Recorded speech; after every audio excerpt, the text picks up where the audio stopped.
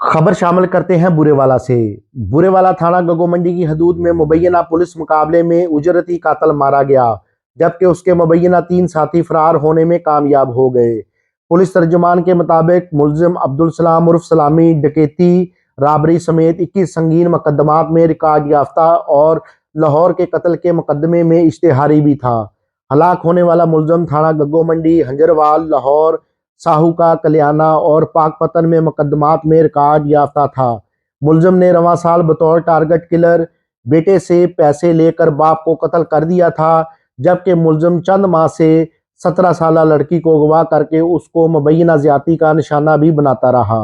लड़की मुलजिम के चुंगल से फरार होकर पुलिस के पास पहुंची, जिसकी निशानदही पर पुलिस मुलजिम को गिरफ्तार करने मौका पर जा रही थी कि चक नंबर 283 ईबी के करीब मुलजिम अब्दुल सलाम उर्फ सलामी का पुलिस से टाकरा हो गया।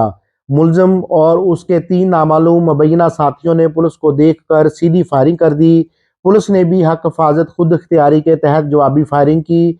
फायरिंग के तबादले के दौरान मुलजिम अब्दुल सलाम उर्फ सलामी अपने ही साथियों की फायरिंग से हलाक हो गया।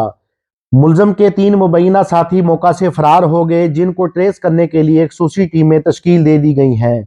मुलजिम की नाश पोस्टमार्टम के लिए अस्पताल मुंतकिल कर दी गई है। मोहसन मुगल, मुगल न्यूज़, बुरेवाला।